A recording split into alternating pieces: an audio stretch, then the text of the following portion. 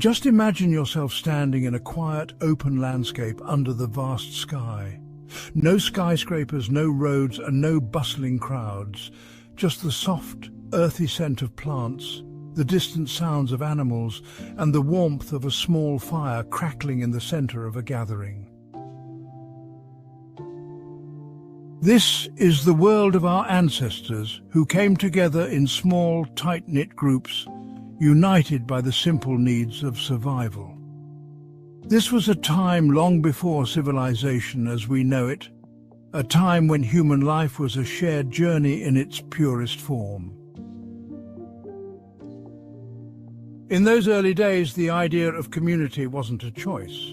It was a matter of survival. Alone, a person was vulnerable. Together, a group became strong and resilient. Living close to each other wasn't just about protection. It was about learning, sharing, and nurturing one another. These early communities were where people first discovered that they were stronger, safer, and more alive when they faced the world together. Our journey today will take us back through time to see how our earliest ancestors lived, worked, and grew together. We'll explore how they found strength in one another, how they learned to communicate, how they developed art, language, and shared beliefs, and how they built a sense of belonging that would set the stage for all human societies to come. This story isn't just about the past. It's about the deep roots of community that still shape us today, millions of years ago. You're surrounded by a landscape that is as wild as it is beautiful. Towering trees, thick with leaves, form dense forests, and open grasslands stretch as far as the eye can see. Rivers carve through the land, providing water for the animals that roam freely. Herds of antelope, giant elephants, and even prowling lions. This world, both harsh and abundant, was home to our early ancestors, who walked through these lush plains and dense forests in small groups. Each day brought new challenges, finding food, escaping predators, and facing the forces of nature. In this unpredictable world, one thing became clear. Life was safer and fuller when it was shared. Survival in this environment demanded more than physical strength. It required a sense of togetherness. Early humans learned that they could face challenges more easily if they worked together. Staying close meant more eyes to watch for danger and more hands to gather food. They began to sleep near each other for warmth and comfort, sharing whatever shelter they could find. These basic needs, food, shelter, and protection, bound them together, and so the first seeds of community were sown. People became more than individuals, they became a unit, relying on each other to survive. As early humans evolved, so did their social bonds. Among our direct ancestors, these early gatherings started to look like family circles where bonds went beyond mere survival.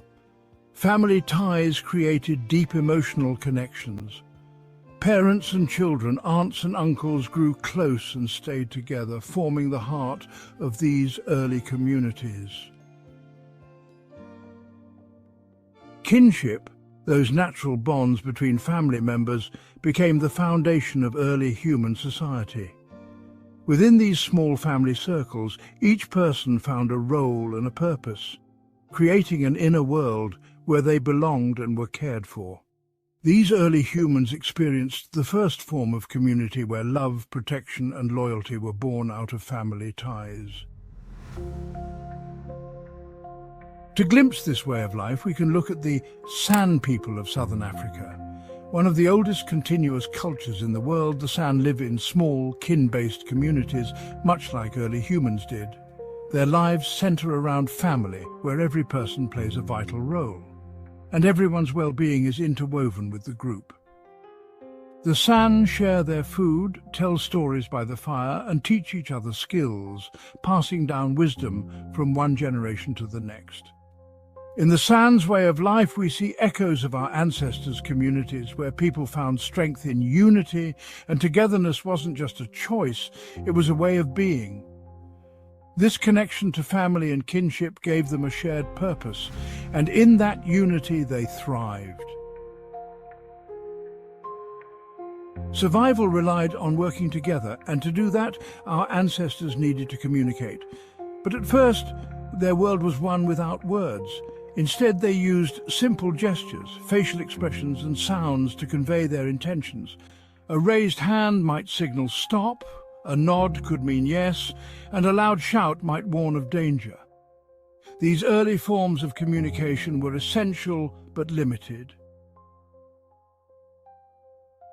Over time, however, humans developed something remarkable, a shared language that would transform their lives forever.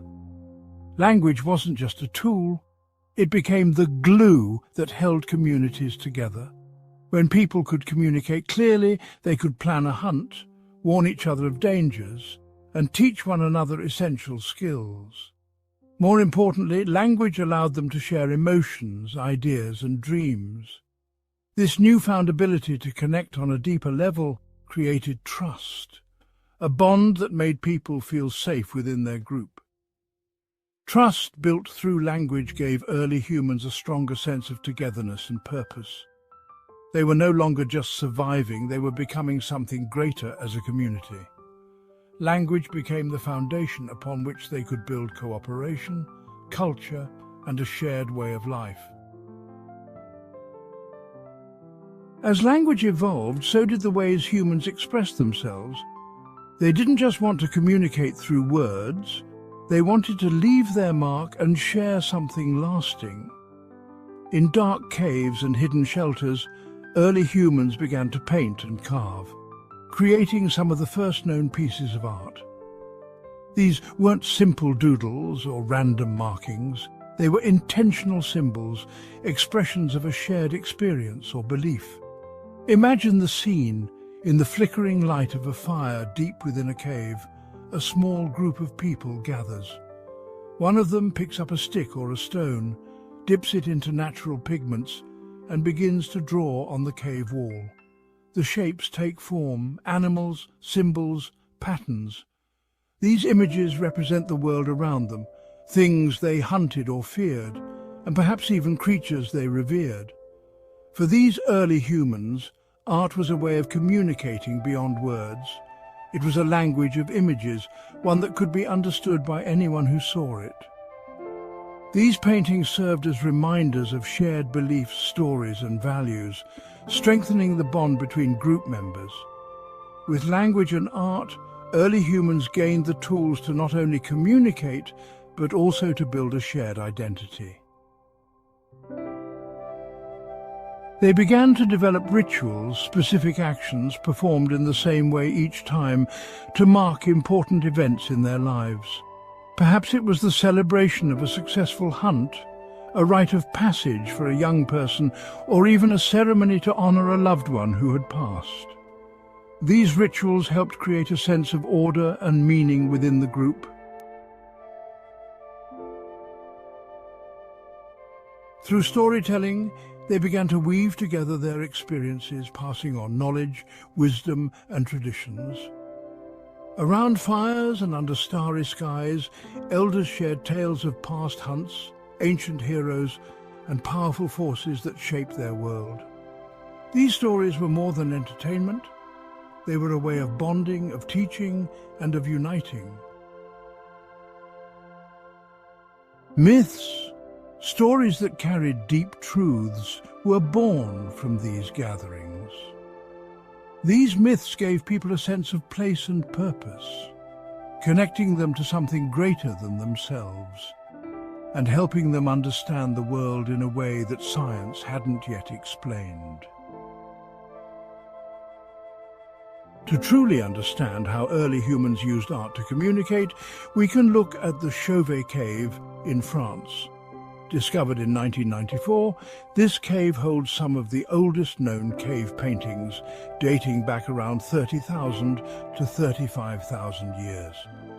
Entering Chauvet is like stepping back in time. The cave walls are adorned with images of animals, powerful bison, graceful horses, prowling lions. These creatures are painted in incredible detail, with careful attention to movement and expression, showing a deep understanding of the natural world. What makes Chauvet so significant isn't just the age of the paintings, it's the insight they offer into the minds and hearts of these early artists. These paintings weren't random. They were intentional, carefully placed in the deepest parts of the cave where only firelight would reveal them. This setting suggests that the cave itself was a special place, possibly even sacred. Perhaps it was a place for rituals, where early humans gathered to connect with something larger than themselves, a spiritual world beyond the physical one they knew. The art in Chauvet Cave tells us that early humans weren't simply surviving, they were thinking, feeling and creating. They shared a connection not only with each other, but with the animals they painted. The cave's art may have been a way to communicate respect, ask for protection, or celebrate the creatures that roamed their world. In these quiet, hidden spaces, they found a way to express the inexpressible, leaving behind a legacy that would speak to future generations about who they were and what they believed. Food was not guaranteed. It had to be sought out each day. To survive in this environment, early humans relied on two essential skills, hunting and gathering. These activities demanded teamwork, and they brought people closer in ways that shaped the very heart of early human communities. In hunting, cooperation was essential. Large animals like bison or deer could provide enough food for an entire group, but these animals were dangerous and difficult to catch. A successful hunt required careful planning, patience, and a shared strategy. Some people would quietly track the animal while others positioned themselves to ambush it. Each person's role was crucial. If anyone acted alone, they could spoil the hunt or even risk injury.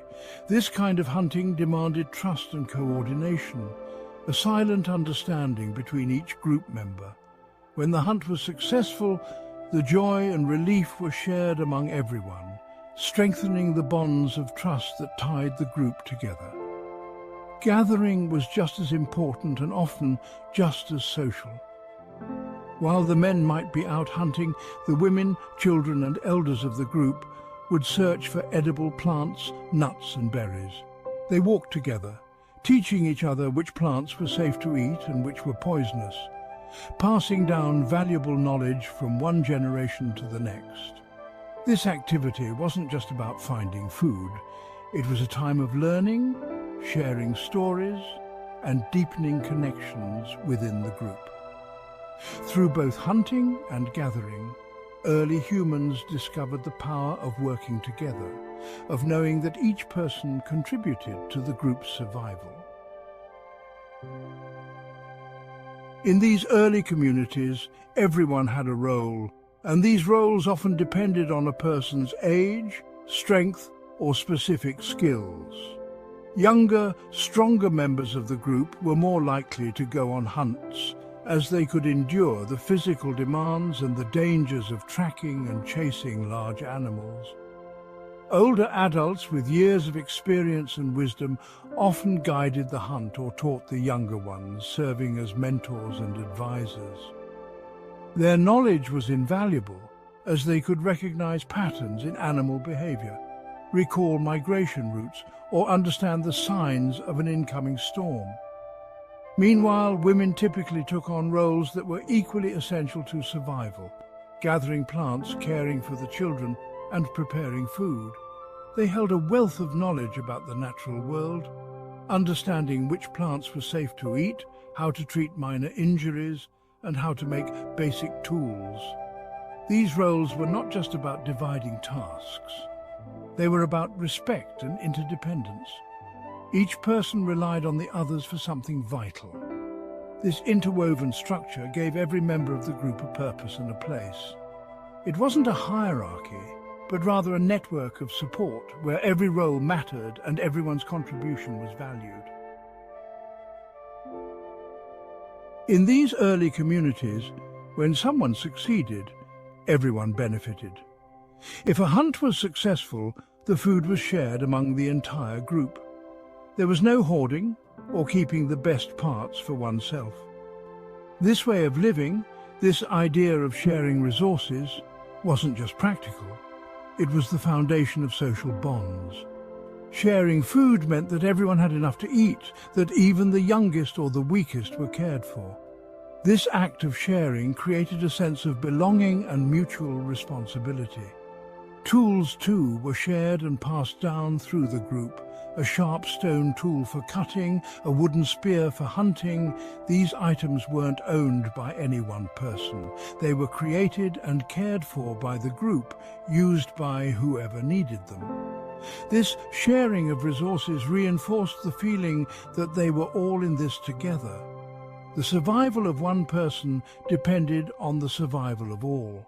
Through the simple act of sharing, these early humans strengthened the bonds of their community, learning that generosity and cooperation were essential to life.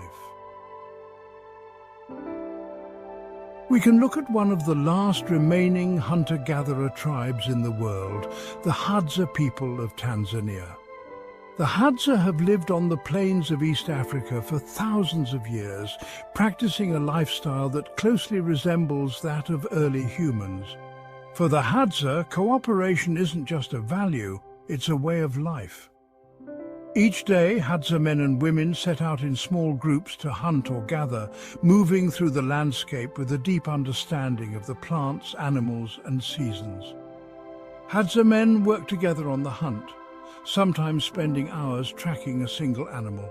They rely on each other to be silent, quick, and precise. When they return with meat, it's a cause for celebration, not just because of the food, but because of the success shared by everyone. Women, meanwhile, gather in groups, collecting berries, baobab fruit, and tubers, chatting and laughing as they go. Everything they gather is brought back to the community and shared freely without any expectation of repayment or special treatment. In Hadza society, there is no hierarchy or leader. Everyone has equal access to the food and resources. This openness and trust have allowed the Hadza to survive in harmony with each other and their environment for centuries. For them, sharing isn't just a choice. It's a bond that holds their community together. Through the Hadza, we see a living example of how our ancestors may have lived, working together, sharing what they had, and trusting each other completely.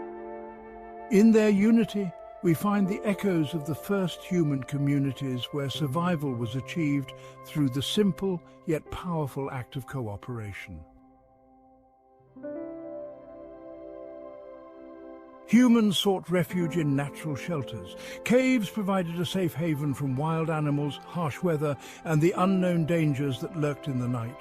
Inside these caves, early humans found a quiet space, hidden from the open landscape, where they could sleep, stay warm, and feel protected.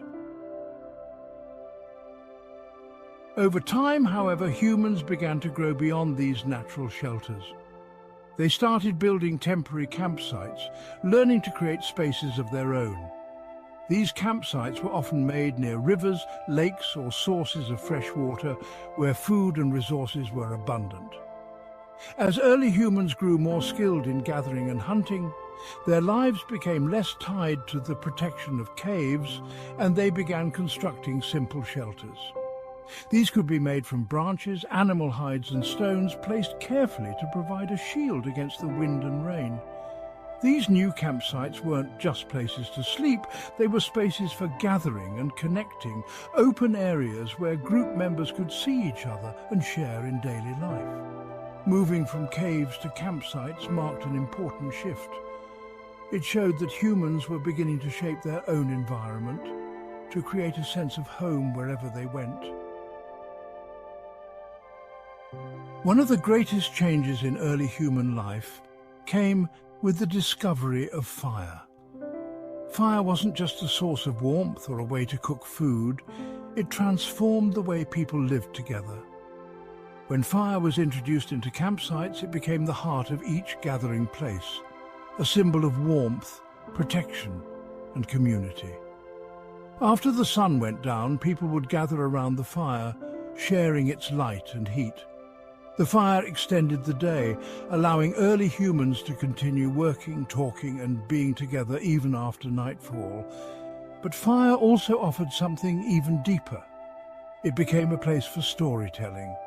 As the flames danced and flickered, elders would share tales of hunts, myths about the stars, and stories of the spirits they believed watched over them.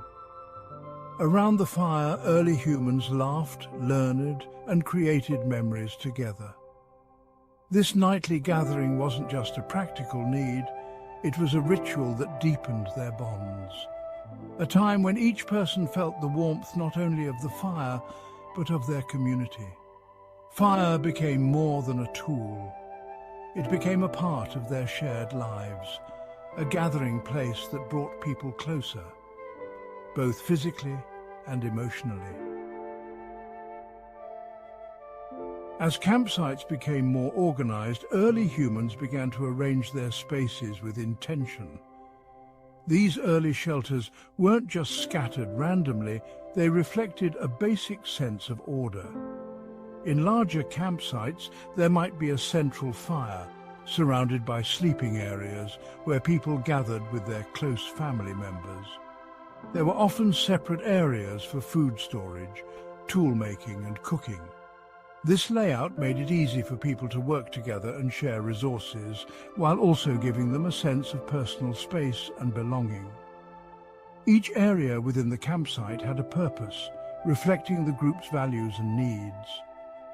The central gathering area near the fire symbolized togetherness and unity, while the separate areas for each family allowed for privacy. This organization helped create a natural flow of movement within the community, making daily activities easier and more efficient. With each structure and space serving a purpose, early humans found that they could build not only a place to live, but a place to feel connected and secure. These campsites were the beginnings of organized living, a precursor to the villages and towns that would one day come. One of the most insightful glimpses into early human shelters comes from Olduvai Gorge in Tanzania. This site, often referred to as the cradle of mankind, holds some of the oldest known evidence of human habitation. Here, archaeologists have uncovered traces of stone tools, animal bones, and ancient campsites that tell a story of how early humans lived and interacted with their environment. At Olduvai Gorge, remnants of circular stone arrangements suggest that early humans may have constructed basic shelters by using stones to anchor animal hides or branches. These shelters provided a simple yet effective barrier against the elements, offering protection and warmth. The layout of these ancient campsites shows how early humans began to organize their living spaces, even placing tools and animal remains in specific areas, possibly to keep the camp clean or to make hunting tools easily accessible. Through the discoveries at Olduvai Gorge, we see the ingenuity of early humans. They were not only surviving but shaping the world around them, learning to make their homes in a variety of landscapes. The campsites at Olduvai revealed that these early humans lived in groups, worked together, and took their first steps toward creating settlements. They were already building a sense of community, creating spaces where everyone had a place and a purpose. Survival depended on knowledge and skill rather than power or force. Small groups of early humans faced daily challenges, finding food, avoiding danger, and navigating an unpredictable world. In these close-knit groups, natural leaders emerged. These leaders were often individuals who had deep knowledge of hunting, gathering, or reading the environment. Unlike modern leaders who rule over others, these early leaders guided their communities by sharing their wisdom and experience. Imagine a hunting expedition where every member must work in harmony for success. The natural leader of this group might be the one who knows how to track animals across difficult terrain or who has an intuitive sense for changes in weather. They were trusted not because they were stronger, but because they knew how to keep others safe and increase the group's chances of finding food. This trust was earned, and leadership was fluid. One person might lead during a hunt, while another took charge during the gathering of plants or the construction of shelters. These leaders were wisdom keepers, those whose skills and experience helped others survive and thrive. In these early communities, elders held a unique and cherished position. As people aged, they accumulated knowledge that was invaluable to their community. Elders were the first teachers, passing down essential survival skills, stories and traditions. With years of experience, they understood the rhythms of nature, the behavior of animals, and the safe plants to eat. This knowledge didn't just help the community survive in the moment, it was a bridge between generations, ensuring that hard-earned wisdom wasn't lost. Around a fire, young members of the group would sit close, listening as the elders shared stories of past hunts, migration routes, or seasons when resources were scarce. Through storytelling, they conveyed lessons in a way that young minds could remember and pass on. These stories and teachings weren't just information, they were the beginnings of a shared culture. Elders became symbols of continuity and stability, the living memory of the group. Their presence provided a sense of identity and purpose, connecting each generation to those that came before. As early communities grew, each member contributed in different ways based on their abilities, age, and knowledge. This natural division of labor helped these groups become more efficient and ensured that everyone had a role. Younger, stronger individuals often took on the more physically demanding tasks, such as hunting and protecting the group. Women often gathered plants, tended to children, and managed daily tasks that required knowledge of the environment and plants.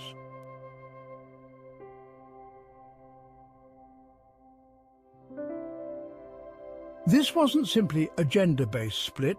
Roles were often flexible. If a woman was a skilled hunter or if an elder could still gather, they participated according to their strengths.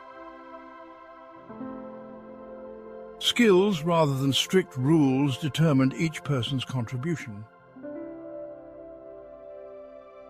Young children were typically taught by their parents or elders, gradually taking on more responsibilities as they learned and matured. This cooperative structure made everyone feel included and essential.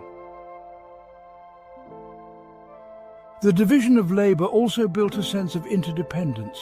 Each person knew they were part of a whole, relying on others for survival and support. In these early communities, roles were not about power or control, but about ensuring that everyone's strengths were used for the good of the group. People were valued for what they could contribute, and this value system helped maintain social harmony. This early form of social order made sure that the needs of the group were balanced with the abilities of each person, creating a system where each individual had a place and purpose. Nature was not something separate, it was everything. The sun rising each morning brought light and warmth, guiding their daily activities, while the moon offered a gentle glow that watched over the night. Animals were not only hunted for food, they were respected and observed, symbols of strength, speed, and agility. Early humans lived at the mercy of the forces of nature, so it's no surprise that they began to develop a deep reverence for the natural elements around them. To these early humans, nature seemed alive with unseen forces. The thunderstorm, the flowing river, the tall trees. These weren't just objects, they were powerful, mysterious, and sometimes even spiritual. Gradually, early humans began to see the world through a lens of wonder and respect, creating a form of worship that honored the spirits they believed dwelled within these natural elements. Perhaps they saw the sun as a giver of life, or the animals as spirits that guided them. This reverence for nature shaped their understanding of the world and their place in it, providing them with a sense of connection to something greater. As early humans observed life and death, they began to develop ideas about what might lie beyond this world. They saw death not as an ending, but as a transformation, a journey to something unknown. Burial rituals began to appear, revealing the first signs of a belief in an afterlife. These burials weren't just about placing a body in the ground, they were ceremonies filled with meaning, a way of honoring the dead and ensuring their safe passage to the next world. In these early burials, archaeologists have found that bodies were sometimes placed in specific positions or even buried with objects like tools, shells, or animal bones. This suggests that early humans believed the deceased would need these items in another realm. By treating the dead with respect, they were beginning to form a shared moral code, a set of beliefs about the sanctity of life and the importance of remembrance. These rituals created a spiritual bond within the community where each person understood that they would be cared for and remembered even after death. This collective act of honoring the dead became a powerful way to unite people, reminding them of their shared humanity. Spiritual beliefs did more than just connect early humans to nature and the afterlife, they created a profound sense of belonging. Through shared stories, rituals and beliefs, early humans found something that went beyond mere survival. They found a reason to live and to care for each other. This shared spirituality strengthened the bonds within the group, helping each person feel that they were part of something larger than themselves. Imagine a group gathering around a fire, listening to the tales of elders who spoke of spirits, ancestors, and unseen forces guiding them. These stories weren't just words, they were shared beliefs that shaped each person's identity and sense of purpose. By sharing a common set of beliefs, they were no longer just individuals, they were a collective, a united US. Each person became a part of a greater whole, creating a collective identity that gave the group resilience and unity. This early spirituality provided comfort, hope, and a feeling of connection that went beyond the immediate present, linking them to both their ancestors and their future generations. One of the most compelling pieces of evidence for these early spiritual beliefs comes from Shanidar Cave in Iraq, where the remains of Neanderthals, dated back more than 50,000 years, were found buried with remarkable care. In one of these graves, known as Shanidar 4, archaeologists found pollen from flowers scattered around the body. This discovery suggests that flowers were placed intentionally, perhaps as a way to honor the dead. This small gesture speaks volumes. It suggests that early humans believed in treating the deceased with respect and may have even held a belief in an afterlife or a journey beyond this world. The Shanidar burial site shows us that early humans weren't just surviving, they were experiencing emotions, grieving their lost loved ones and possibly believing in something greater. The care and reverence with which these bodies were buried reflect a deep sense of compassion and respect for human life. It also indicates that the community shared a common understanding of death and a ritualistic approach to saying goodbye. Through sites like Shanidar, we catch a glimpse of early human spirituality, a time when people first started to look beyond the physical world and connect with something larger. Every day was a challenge to survive. The landscapes they inhabited were vast and filled with dangers they could scarcely control or predict. Large predators like saber-toothed cats, massive bears and packs of wolves roamed freely, presenting constant threats. Early humans, unlike modern humans with tools and shelters, were often defenseless against these powerful animals. They had only basic weapons, sharp stones, wooden spears, and their own wits. If they wanted to survive, they had to stay vigilant, learning to spot danger from afar and to avoid areas where predators lurked. The elements were just as dangerous as the predators. Early humans lived during times when climates could shift dramatically, with ice ages bringing freezing temperatures and periods of heat transforming landscapes into deserts. Shelter was hard to find in harsh conditions, and surviving the cold or extreme heat required creativity and resourcefulness. Early humans made use of caves, overhangs, and later, simple shelters made from branches and animal hides. But nature was unpredictable, and they were at its mercy. By learning the habits of predators and understanding the cycles of weather, they found ways to live despite these overwhelming dangers. This harsh environment taught them resilience, bonding them together in their shared struggle for survival.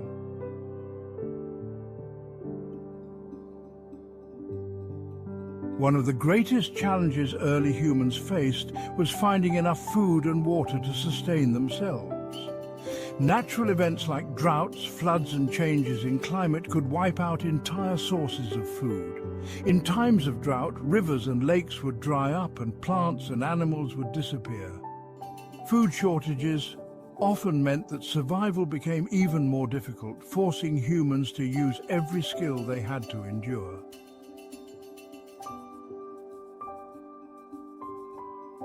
To cope with these shortages, early humans learned to adapt and work together. When food was plentiful, they would gather and store whatever they could, setting aside resources for difficult times. They also began to develop strategies for hunting and gathering that allowed them to find food even in scarce environments. Some groups learned to dig for roots, find edible plants in unlikely places, or travel long distances to find water. When a single individual couldn't find enough to eat, the group would share whatever they had, recognizing that their best chance of survival was to stay united. This forced them to cooperate in new ways, teaching them the value of sharing and mutual support. As challenging as these conditions were, early humans showed incredible resilience and adaptability. When resources became too scarce, or when the environment changed beyond what they could handle, they didn't give up, they moved. Migration became a powerful survival tactic. Early humans learned to follow the seasons and the migration patterns of animals, moving to areas where resources were more abundant. This wasn't easy. Migration was often dangerous and uncertain.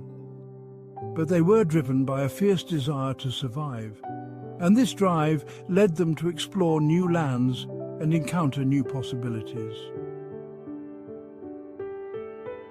One of the most remarkable aspects of early human migration is the distance they were able to cover over generations.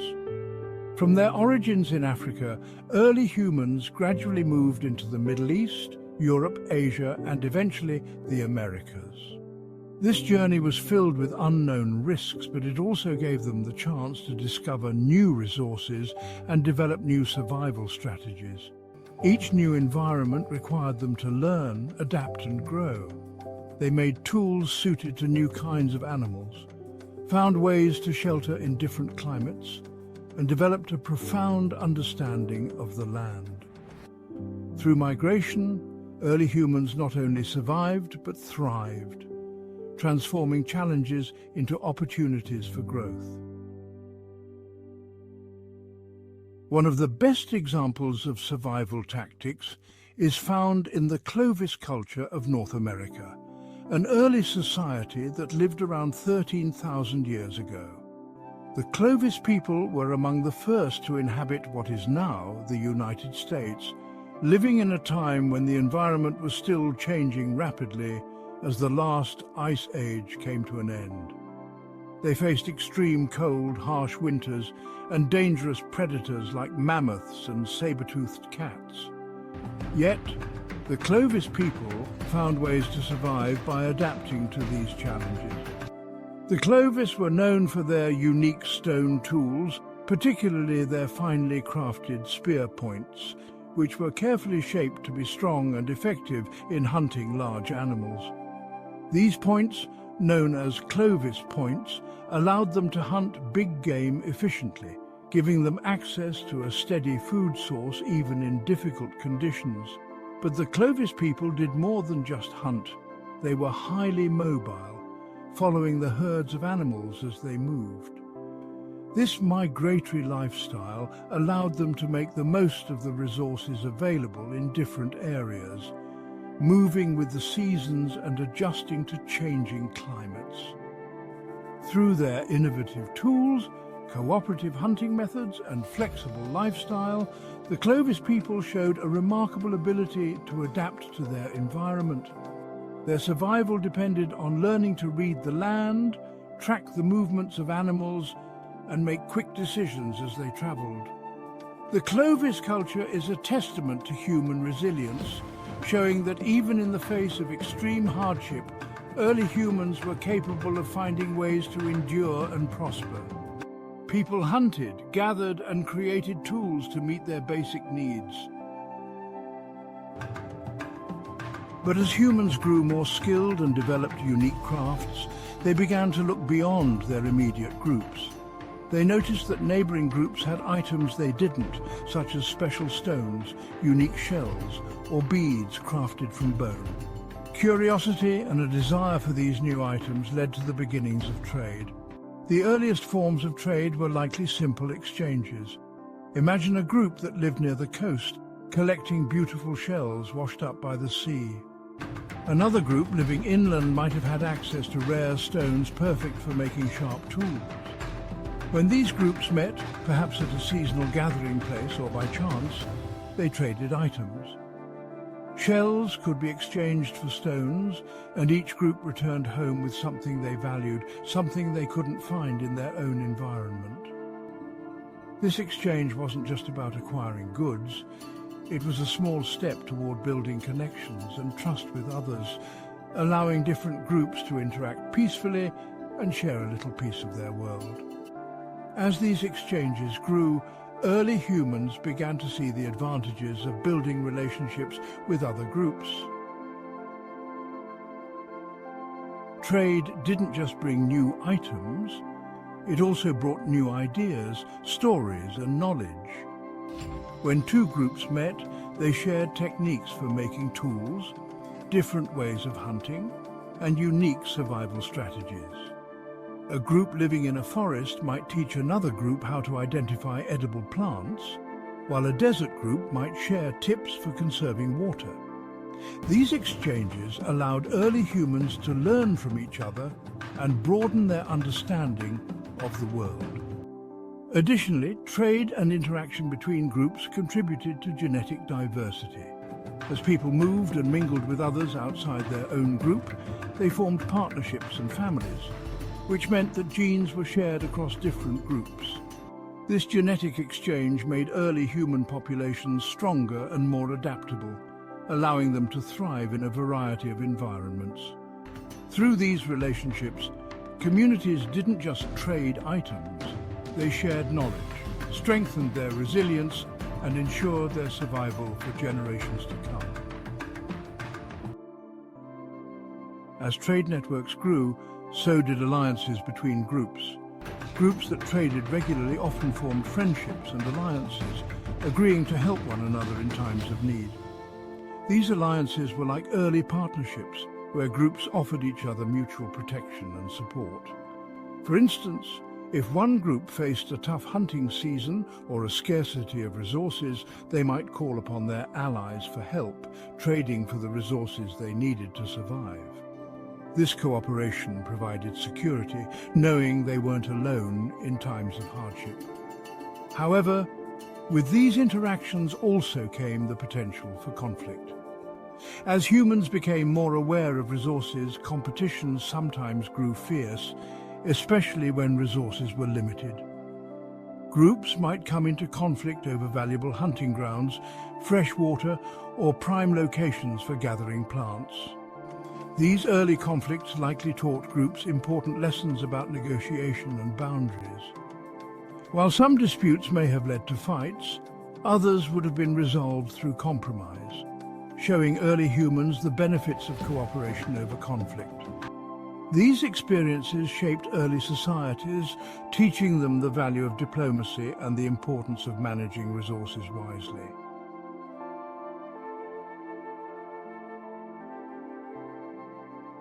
One of the most fascinating glimpses into the early days of trade and interaction comes from Catalhoyuk, an ancient settlement in modern-day Turkey. Dating back over 9,000 years, Catalhoyuk was a densely populated town where people lived closely together in mud brick homes. Archaeological findings from this site reveal a rich history of trade, showing that the people of Catalhoyuk didn't just rely on local resources, they reached far beyond their own community. At Catalhoyuk, archaeologists have found obsidian, a volcanic glass that can be sharpened into razor-like edges, which was highly valued for making tools and weapons. But what's remarkable is that this obsidian wasn't local to Catalhoyuk. It came from distant sources, indicating that people traded with far-off groups to obtain it. They also found decorative items, like beads made from shells and stones, which came from regions hundreds of miles away. These findings suggest that the people of Catalhoyuk were part of an extensive trade network, one that stretched across significant distances. Through these artifacts, we can see how early humans didn't just survive within their own communities. They actively sought out others, valuing the connections and benefits that came with trade. Catalhoyuk shows us that early humans were not isolated. They were part of a larger web of interaction, one that brought diverse goods, ideas, and people together.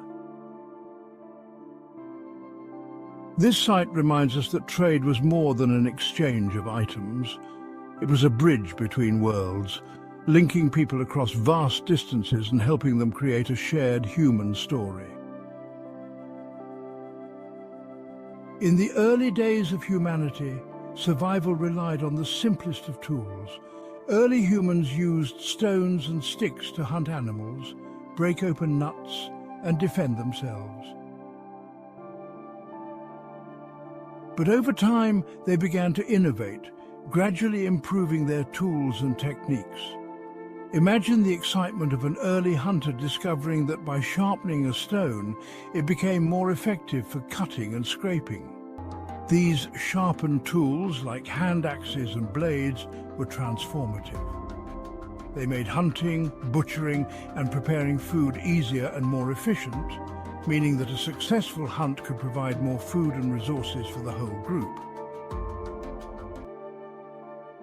As tool-making skills spread, communities began developing specialized tools for different tasks.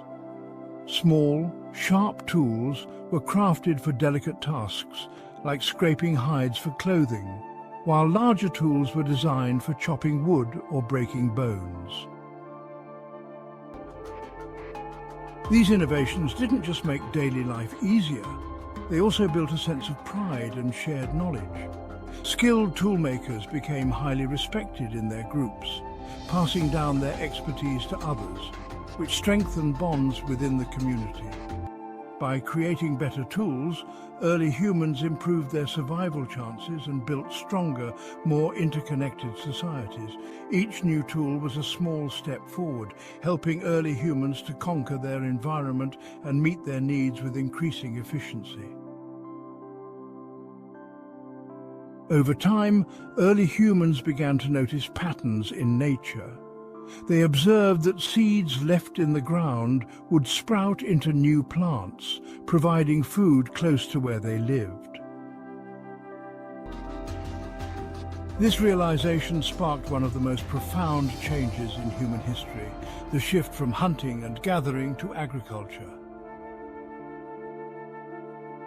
At first, agriculture was a simple experiment.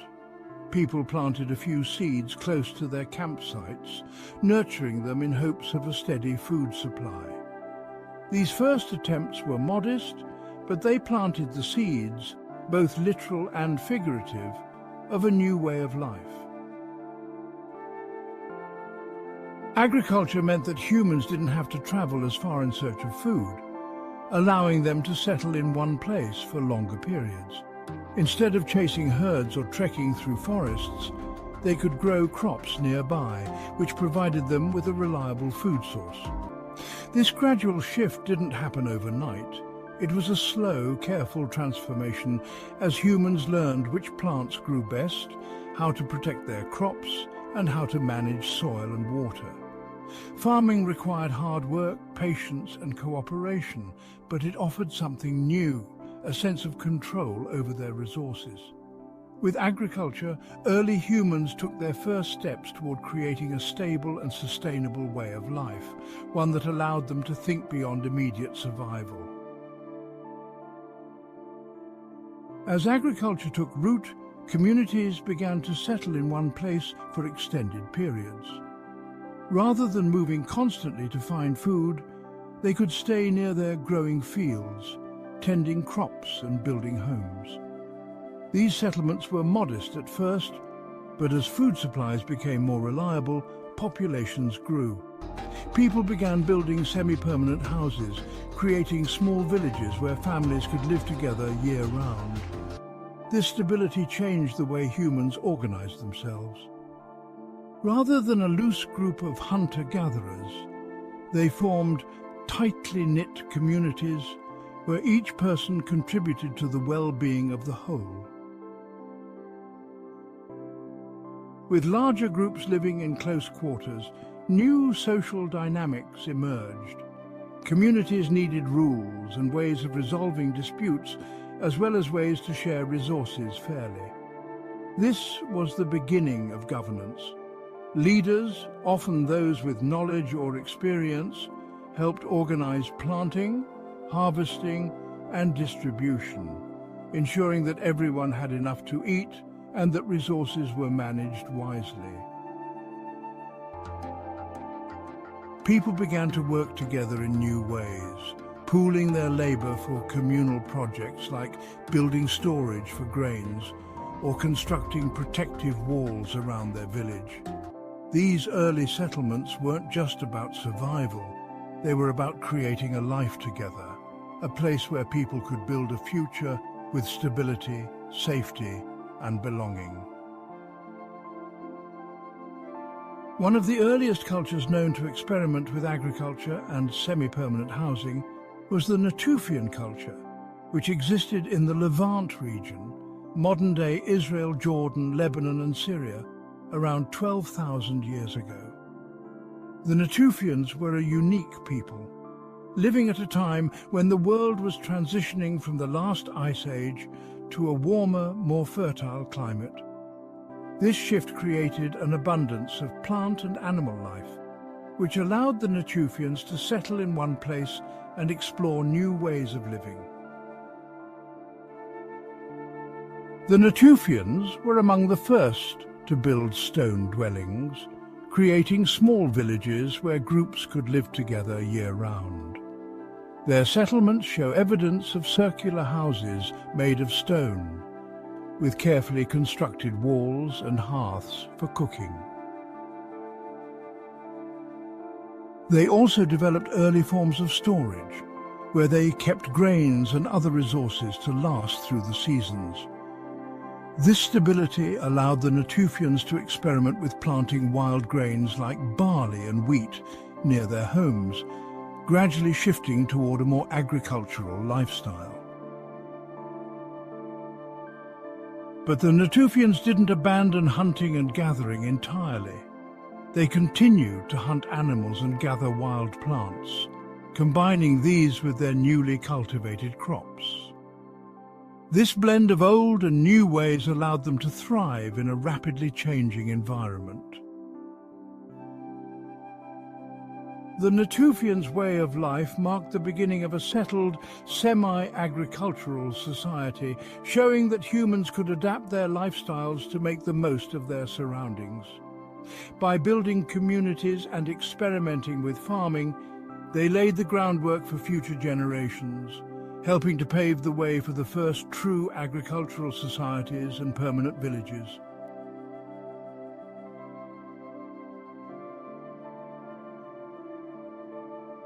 As humans embraced agriculture, communities grew larger. Instead of a few families moving together as they hunted or gathered, these early farmers could stay in one place, building homes close to their fields. Over time, the small clusters of houses began to transform into larger villages. A reliable food supply meant families could have more children, and these children would grow up in stable homes, learning the skills they needed to thrive in settled communities. With each generation, these villages expanded, becoming small societies where dozens and later hundreds of people lived together. As villages grew, living so close to each other brought new challenges. Unlike the simpler, smaller groups of hunter-gatherers, where everyone knew each other and daily life was informal, larger communities needed structure. In a growing village, people needed shared rules to guide how they interacted and settled conflicts. They needed ways to manage the distribution of food, water, and other resources. Gradually, these communities developed rules, customs and roles to keep life organized. People began to respect common areas, designate shared tasks and establish agreements on how resources were used. This marked the early beginnings of social rules and laws, unwritten at first, but gradually forming the fabric of early village life. As these early societies continued to grow, they faced new needs for leadership. In small groups, wise elders or experienced hunters had often served as guides. But with villages expanding, it was no longer possible for just one person or a small group to manage everything. The challenges of organizing food storage, planning for seasonal planting, managing resources and resolving disputes required leadership that could represent the interests of many people. Leadership evolved, and in some villages, councils of respected individuals began to form. These councils made decisions on behalf of the community, drawing upon their knowledge and experience to keep village life stable. These early leaders weren't rulers in the way we think of today. They were stewards of the community. Their role was to help the village function harmoniously, making sure that resources were used fairly and that everyone's needs were met. They created systems for cooperation and worked to resolve conflicts in ways that upheld the values of the community. This early form of governance was based on respect and the trust of the people. Those chosen for leadership were often elders or those who had shown a deep commitment to the well-being of the community. Over time, these councils and early leaders laid the foundation for more formal systems of governance, introducing the first steps toward organized society. Even as villages grew and leadership roles emerged, early communities held fast to values that had kept them strong for generations. The sense of us remained central, and cooperation and sharing continued to define daily life. In these early societies, people understood that their survival depended on working together. Farmers shared their crops, families shared tools, and people helped each other build shelters and care for children. These communities valued each person's role, and everyone contributed to the well-being of the group. Community values also brought people together in times of hardship or celebration. If a family struggled with a poor harvest, others would share their food, knowing that helping each other meant the community would remain strong. Celebrations, too, were shared moments. People came together to mark the harvest, honor elders, or celebrate the change of seasons. These gatherings reinforced bonds and kept the spirit of cooperation alive. Even as social roles became more defined and governance structures emerged, these shared values ensured that each person felt a sense of belonging and purpose. The principles of mutual support, fairness and togetherness became the moral fabric of these early villages, keeping the community united. One of the oldest known settlements that offers a glimpse into the origins of complex societies is Jericho, located in the modern-day West Bank. Dating back over 10,000 years, Jericho is an ancient city that holds secrets of some of humanity's earliest attempts at organized, settled life. Archaeologists have uncovered layers of history at Jericho, showing how the village developed from a small settlement into a fortified town over time. This transition reflects the journey many early communities took as they evolved from simple groups to structured societies. At Jericho, researchers found evidence of organized building and communal planning. One of the most fascinating discoveries is a large stone wall, which likely served as protection against floods and possibly as defense against other groups. This wall, along with a tower found nearby, indicates that the people of Jericho valued security and had developed the skills to organize labor and resources for large communal projects. Such constructions would have required planning, cooperation and leadership, suggesting that Jericho's society was both complex and well organized. The artifacts found in Jericho also reveal that the people traded with other groups, bringing in goods like obsidian from far-off regions. This suggests a network of interaction that required coordination and knowledge sharing, traits of a society becoming more advanced. Through these findings, Jericho offers us a window into the early days of complex society, a place where governance, shared values and social organization were taking root, setting the stage for future civilizations.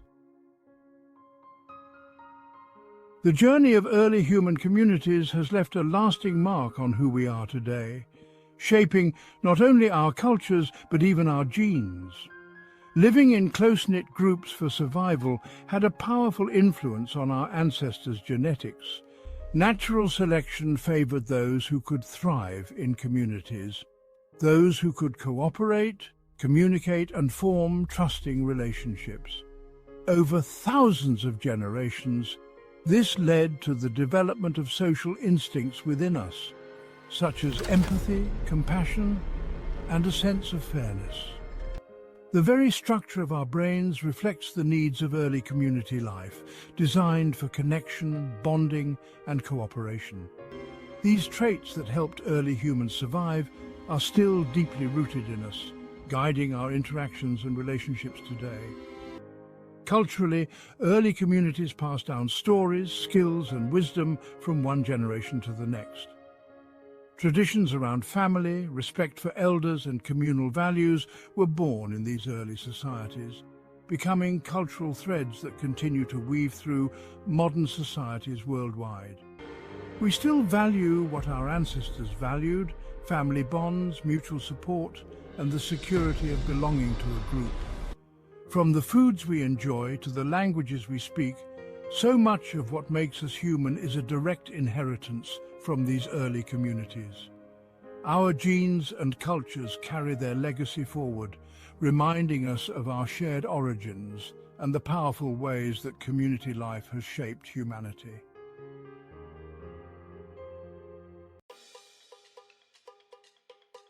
Though we live in a vastly different world, with towering cities, advanced technologies and global communication, the essence of community life remains very similar to that of our early ancestors. Just like the hunter-gatherer groups that relied on cooperation to hunt and share resources, We rely on teamwork and mutual support in many aspects of modern life. In neighbourhoods, workplaces and schools, we still find ourselves forming small communities within larger societies, leaning on one another to thrive. We look out for each other, share responsibilities and find joy in celebrating achievements together. Modern examples of community resilience, like neighbours coming together after a natural disaster or volunteers organising to help the less fortunate, mirror the same cooperative spirit of early human groups. These parallels remind us that deep down, we are still wired to be part of a group, to share what we have and to support each other through challenges. The simplicity, togetherness and resilience of early human communities offer timeless lessons that we can still apply to modern life. In a world that often feels fast-paced and complex, our ancestors remind us of the beauty and strength found in simple living. They valued time spent with family, gathering food, sharing stories, and enjoying life's small moments. In many ways, their lives were more grounded, and they had a deep respect for nature, recognizing their reliance on the Earth's resources and understanding the importance of balance. From their close-knit societies, we can learn the power of togetherness and mutual support. Their survival depended on unity, on seeing each person's strengths as a gift to the community, and on sharing in both hard times and good times. In our modern world, where we often feel disconnected despite being more connected than ever, these lessons can remind us to slow down, cherish our relationships and find meaning in supporting one another.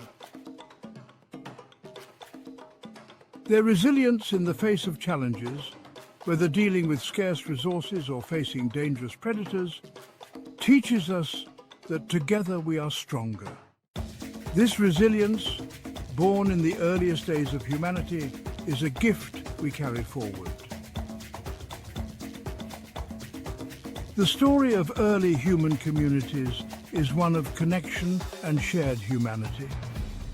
Despite the hardships they faced, our ancestors came together, found strength in one another, and built a way of life that has shaped our very identities. We owe much of who we are to their courage, adaptability, and commitment to each other. They remind us that the heart of humanity lies in our ability to connect and care for each other, and that true strength is found in unity.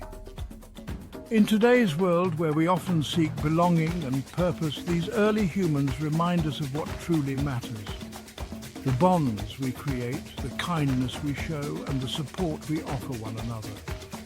Their legacy is not just found in ancient tools, bones, or settlements, but lives on in us, in our capacity for empathy, cooperation, and love. They showed us that life is richer when shared, and that the essence of being human is found in our connection to others.